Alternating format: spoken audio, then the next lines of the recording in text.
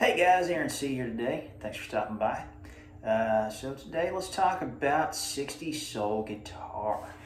All right, so let me clarify some artists there first of all. I know I talk about this subject a lot for you all who watch my videos. So I'm going to talk about Otis Redding. So obviously one of his best guitar players would be Steve the Colonel Cropper. Some others would be like Wilson Pickett, Etta James, the list goes on. Obviously, we got to throw James Brown in there. So, anyways, let's talk about that. So, what are some simple go-tos? Okay, so a lot of rhythm, a lot of pulsing with the left hand, a lot of very active percussive right hand. Now, as far as chord shapes, what are some simple go-to shapes? So, I'm gonna look at that F shape or short chord, E type, with the being rooted an E, root there, E type, whatever you want to refer to it as, okay? So if I'm doing, okay? Also, those sixth intervals. Now you said, well, I thought country players use those. Well, a lot of those guys, there's a lot of common ground there, okay? So if you're doing that A there, you have that going on. Now, if you notice what's different with the technique with this as opposed to the country, there's not the pulling. In the country technique, you would pull and use your second finger. Okay, there's even a little bit of strumming in there. Also, we got to talk about the palm mutes with the bar chords. Because you have a lot of ballads in 6/8 time signature.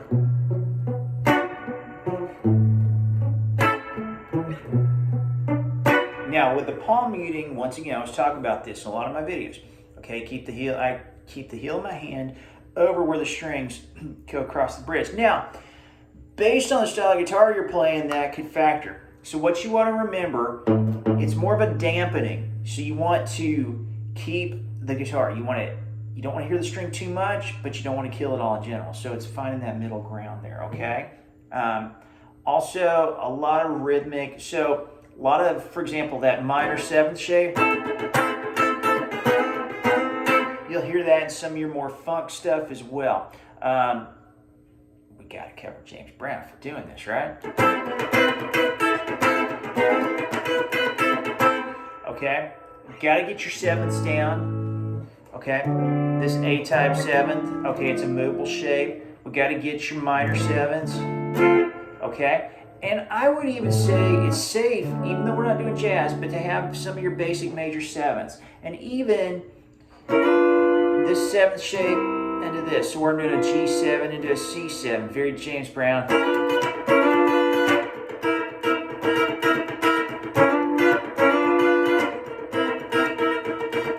Now, in regards to lead, your just basic blues, minor pentatonics, gonna work just fine.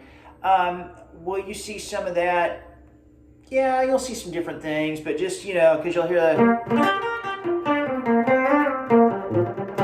So you're going to have a lot of the rhythm, a lot of the palm muting. So, but a lot of heavy emphasis on rhythm, okay? But the six, minor seven shapes, basic bar chords, okay? And like I said, you got to get your sevenths down, okay? Some of the James Brown stuff, you'll hear some of the ninths. Okay? So a lot of that sliding and stuff like that. But a lot more of the earlier chord shapes, based on, who you're trying to get and what kind of sound. But you got to get those emphasis on the backbeats.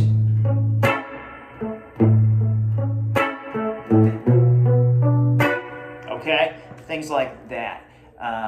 But the bar chords are definitely the way to go. So, if you have any more questions, please feel free to comment below. If you want to see me make certain videos, leave that in the comment. I'll see what I can do to make it happen. If you're interested in lessons, leave me a message and I'll see what I can do to make that happen. Guys, thanks for stopping by. I'll see you next time.